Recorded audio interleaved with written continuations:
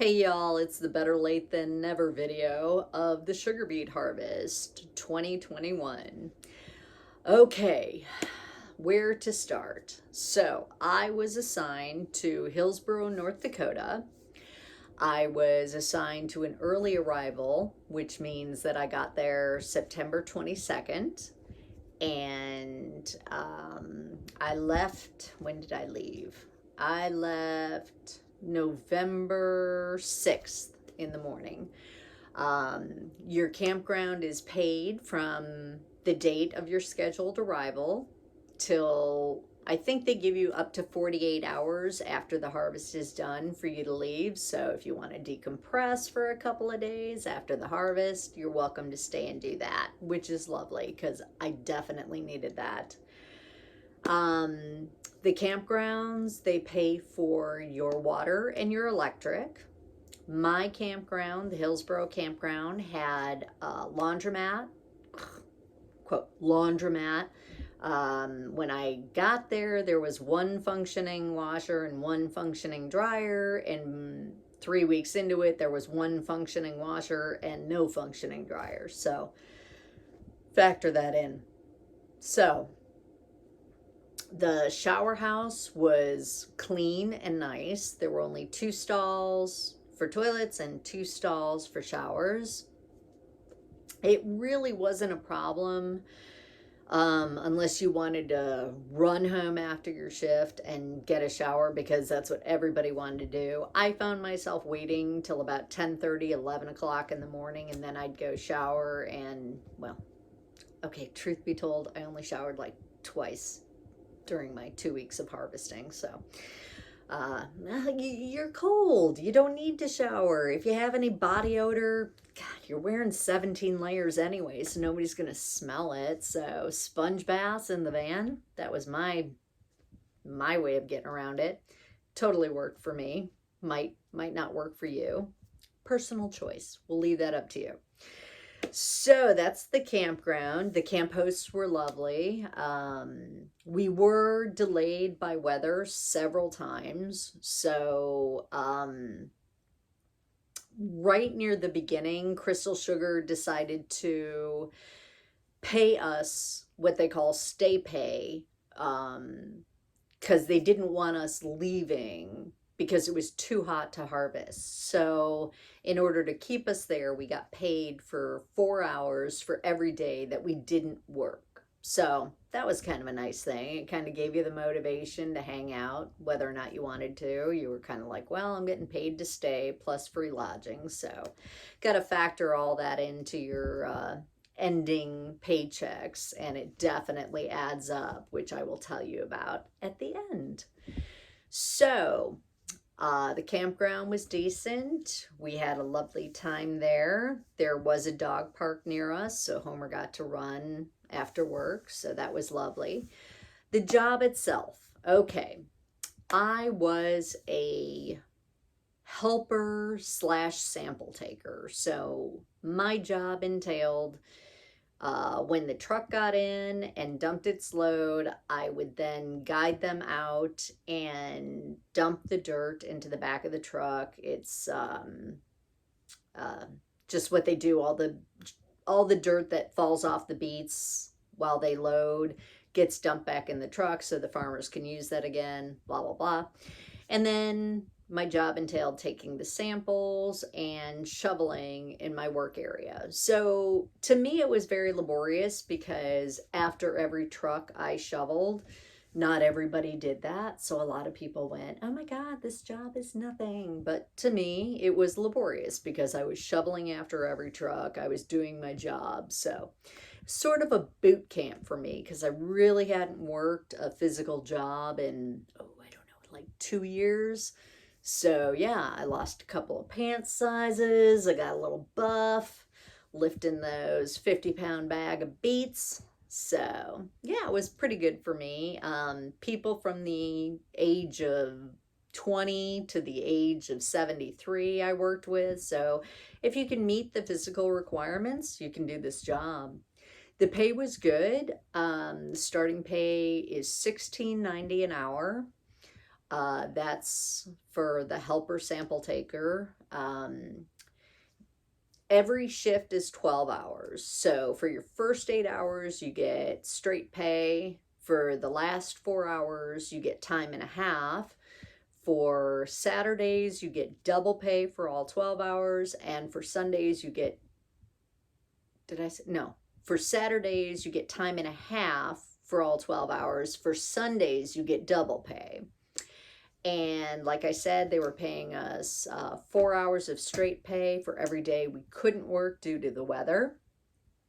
Near the end, hold on, I've got my little handy calendar here. I believe it was the last week I worked, actually the last week and a half I worked, they bumped us to time and a half for every shift we worked because they just wanted us to stay and finish. So that's how we got paid there. So that was awesome. So the pay was good. The campground is free. Water and electric are free. So that was nice. I got to use my little plug-in heaters, which were awesome. My buddy Sid hooked me up with electric. I have a video showing that if you want to watch that. So that's the homestead, that's the job. Okay, so yes, long days, or nights in my case. I took the night shift on purpose. I thought it would be easier on my dog Homer. Kind of was, we'll discuss him later. But nights were kind of fun. They were kind of fun. I don't know, there's something about the night crew that I just enjoyed. I did get stuck with a very incompetent night crew, and I'm not gonna say meth mouth says it all, but you can kind of tell when somebody's sporting meth mouth that you're not going to have a very good shift. They did not do drug testing because they were so desperate for warm bodies, so I was stuck with one competent person and 3 very incompetent people, and it kind of sucked. The first 10 days of harvest were really hard. It was not fun. People were disappearing. They would go on break, never come back. They would show up late if they showed up at all. So that kind of sucked. So the competency factor really affected my personal take. But by the end of it, all those people had either left or had been fired, so it left us for a much more enjoyable work experience. So much so, I might actually do it again. I had a great foreman. I had a great ag manager, so that made everything much more bearable. I did experience extreme cold. I can't handle the heat. I hate the heat. But in the same token, nobody likes it when it's 12 degrees out. So I'm going to give you handy tips on how to layer, because layering is key. Now, most of this is for both men and women. There is a few caveats for the women only because, well, all right, here's the deal, ladies. There are porta-johns, and they're not necessarily the cleanest things because they're used by all your coworkers and all the truckers.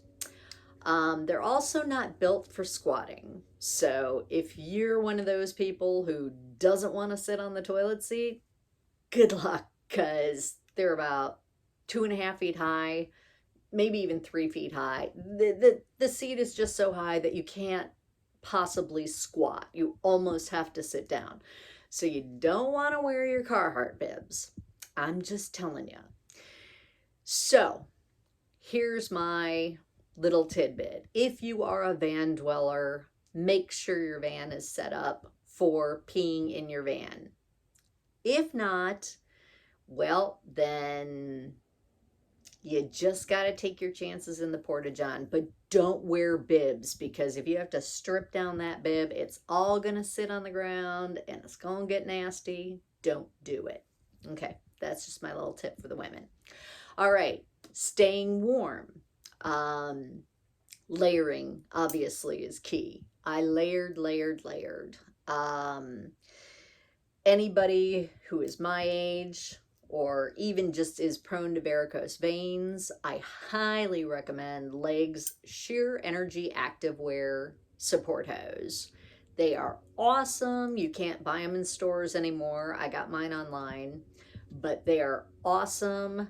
They keep your legs in shape, they help with circulation, and they're not like the compression hose that like take a team of 3 to put on and then all you want to do is take a nap afterwards because it was so exhausting.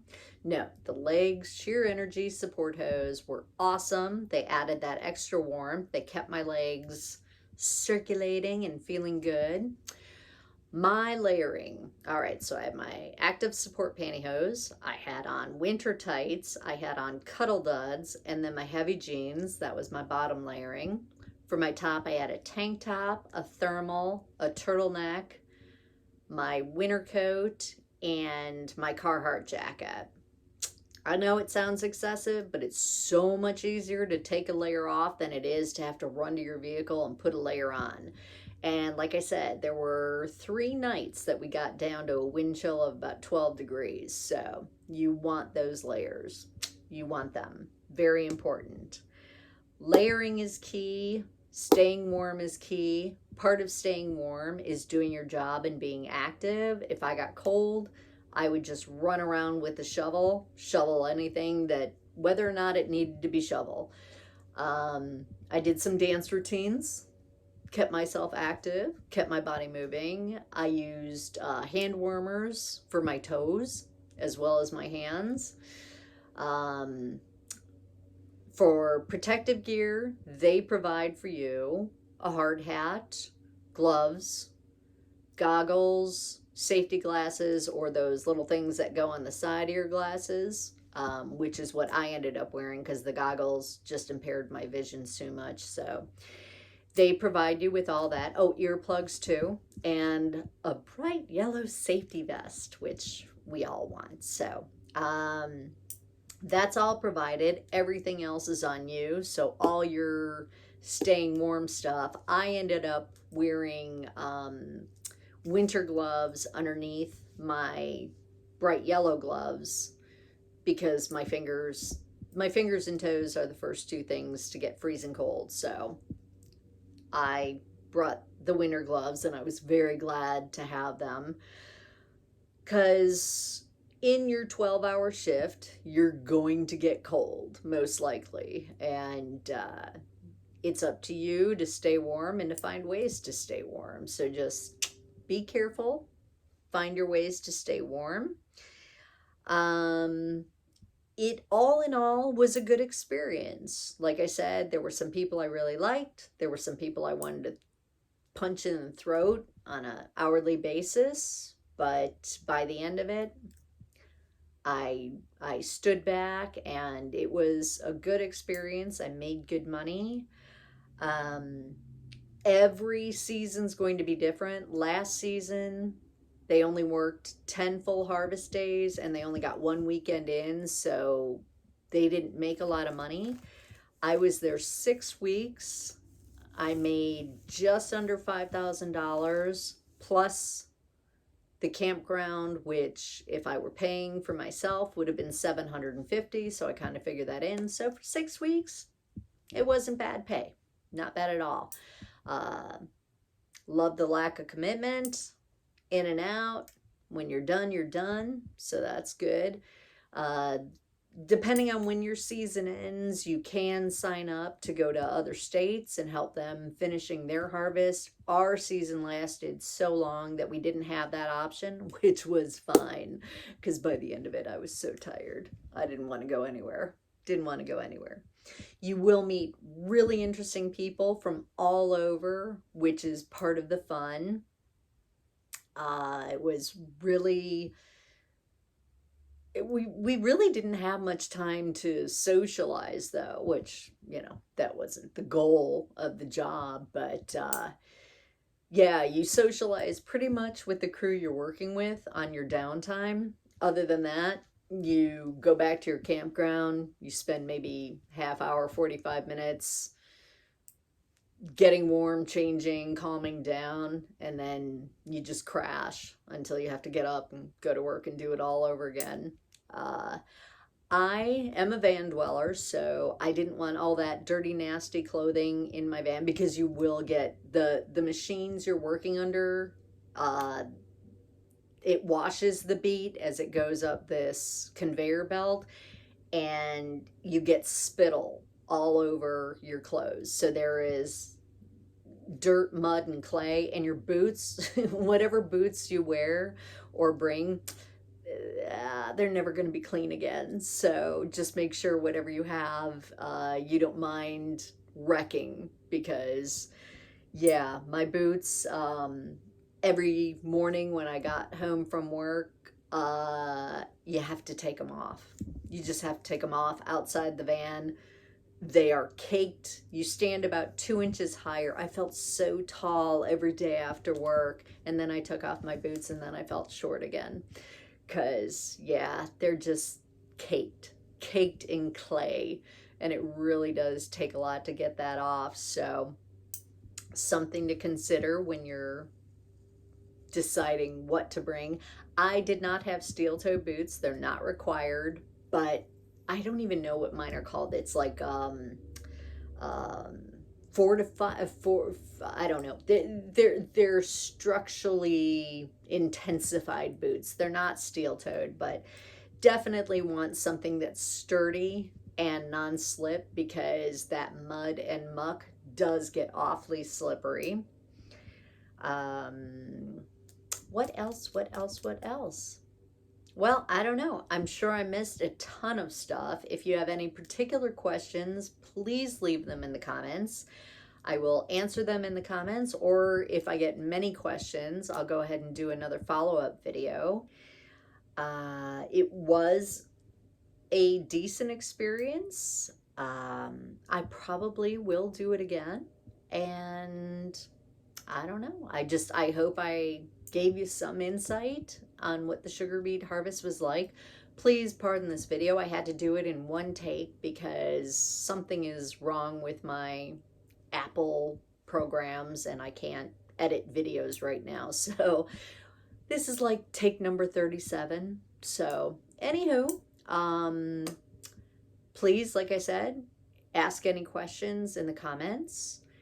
And in the meantime, I'm going to be readjusting to life outside the van and playing with my dog. And for all of you traveling, happy trails. Stay safe in your travels, and I look forward to seeing y'all again soon.